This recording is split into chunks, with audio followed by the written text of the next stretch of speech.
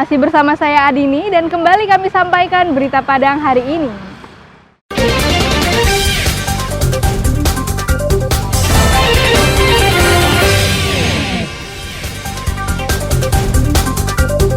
Dua pengedar ganja ditangkap polisi dari Polsek Lembah Melintang, Pasaman Barat. Seorang residivis kasus narkoba ditangkap Satres Narkoba Polres Darmasraya. Meski awalnya tak mengakui memiliki sabu-sabu, namun tersangka menangis saat petugas menemukan beberapa paket sabu-sabu.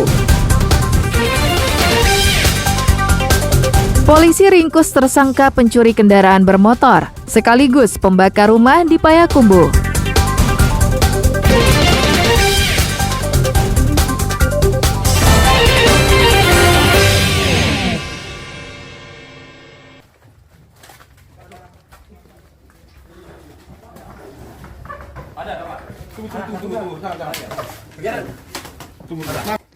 Hendak bertransaksi ganja kering, dua tersangka ditangkap polisi dari Polsek Lembah Melintang, Pasaman Barat. Salah seorang dari mereka merupakan residivis kasus yang sama di Sumatera Utara.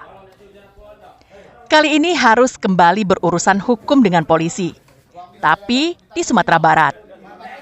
Dua pengedar ini ditangkap setelah warga sekitar melapor ke Mapolsek Lembah Melintang tentang aktivitas peredaran ganja kering yang merusak pemuda di Jorong Saroha. Di hadapan warga, pengedarnya petantang petenteng bahwa mereka merupakan preman yang berasal dari provinsi tetangga dan sesumbar bahwa mereka tidak takut dengan polisi. Namun saat digerebek, ternyata mereka tak berkutik sama sekali dan manut dengan perintah polisi. Barangkali mental mereka ciut saat melihat polisi yang datang menggenggam senjata. Bahkan salah seorang dari polisi yang berpakaian bebas itu menenteng senjata laras panjang. Padahal dalam penangkapan itu, polisi tak sekalipun melepaskan tembakan. Dalam penangkapan itu, polisi menyita 4 paket kecil ganja kering, 1 paket ganja kering yang berukuran sedang, dan uang tunai sekitar Rp350.000. Menurut pengakuan mereka berdua, ganja kering itu mereka peroleh dari daerah Mandailing Natal, Sumatera Utara. Kronologis penangkapan, ada beberapa masyarakat yang datang ke Polsek Lembah Melintang melaporkan bahwa ada tempat yang mana di sana terjadi transaksi narkoba yang dilakukan oleh beberapa orang pemuda. Nah, pada saat kami melakukan penggerebekan tersebut, kami menemukan ada 2 orang pemuda yang pada saat itu sedang menguasai barang jenis narkoba jenis ganja.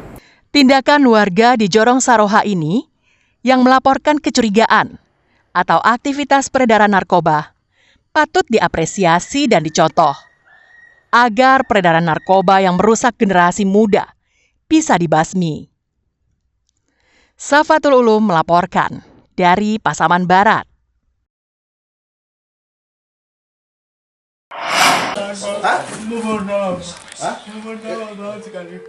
Seorang residivis kasus narkoba ditangkap Satres Narkoba Polres Darmasraya di daerah Jorong Pasir Putih, Nagari Sungai Kambut, Kecamatan Pulau Punjung.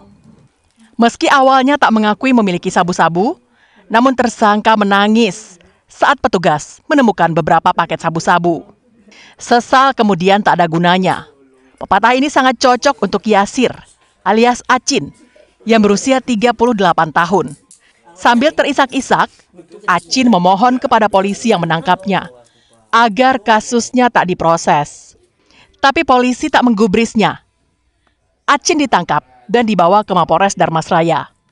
Acin memohon karena tak sanggup menjalani hukuman di lembaga pemasyarakatan. Pasalnya, Acin baru saja bebas 4 bulan lalu, usai ditahan selama lebih dari 5 tahun karena kasus narkoba.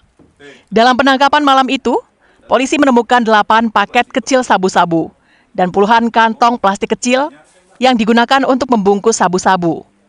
Menurut Kasih Humas Polres Darmasraya, Acin ditangkap setelah polisi memperoleh informasi dari masyarakat tentang sepak terjang Acin yang mengedarkan sabu-sabu di Nagari Sungai Kambut. Tim Satres Narkoba Polres Dharmasraya di bawah pimpinan AKP Rusmardi SH melakukan pengintaian dan ternyata memang benar tersangka tersebut melakukan pengedaran sehingga dilakukan penangkapan terhadap orang tersebut.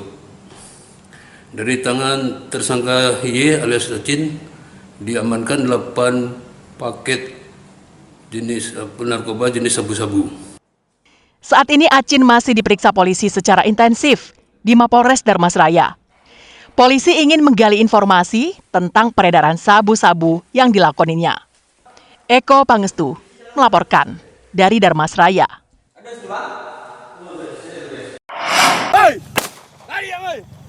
Maraswan yo. Kalau nama buik lai. Koresi kuang yo. Angtan gua. Sempat buron 7 bulan lamanya, tersangka kasus pencurian kendaraan bermotor dan pembakaran rumah akhirnya menyerah setelah kakinya ditembak polisi saat berupaya kabur dari sergapan petugas pada Kamis malam pekan lalu. Tersangka ini diringkus saat berada di daerah Pangkalan, 50 Kota, saat hendak kabur ke Riau. Tersangka bernama Anto, warga Padang Alai Bodi, Payakumbuh Timur, dilarikan ke Rumah Sakit Umum Daerah Adnan WD Payakumbuh untuk mengeluarkan peluru yang bersarang di kakinya. Pengakuan tersangka, dirinya tak hanya mencuri sepeda motor, namun juga terlibat pembobolan rumah dan membakar 2 rumah di daerah Bodi Payakumbuh. Tersangka mengaku sebagian besar yang menjadi korban merupakan tetangga satu kampung. Motifnya hanya karena sakit hati. Awalnya, tersangka melampiaskan rasa kesalnya dengan mencuri sepeda motor atau membobol rumah korban. Setelah isi rumah digasak, tersangka lalu membakar rumah korban. Total ada 2 rumah yang dibakar oleh tersangka. Tersangka kita amankan dalam kasus tindak pidana pencurian sepeda motor dan pembakaran rumah dan kandang ayam. Kemudian tersangka juga melakukan pencurian pompa air dan kipas angin. Dan pada saat tersangka hendak melarikan diri setelah 7 bulan kejadian tindak pidana dilakukannya, tersangka dapat kami tangkap di wilayah Pangkalan dan melaksanakan tindakan tegas dan terukur. Selain tersangka, sejumlah barang bukti hasil pencurian juga turut disita, seperti sepeda motor, sepeda, pompa air, alat pertanian, dan senjata tajam. Saat ini tersangka masih menjalani pemeriksaan di Mapolres Payakumbuh untuk pengembangan dan proses hukum lebih lanjut. Ikhlasul Ihsan melaporkan dari Payakumbuh.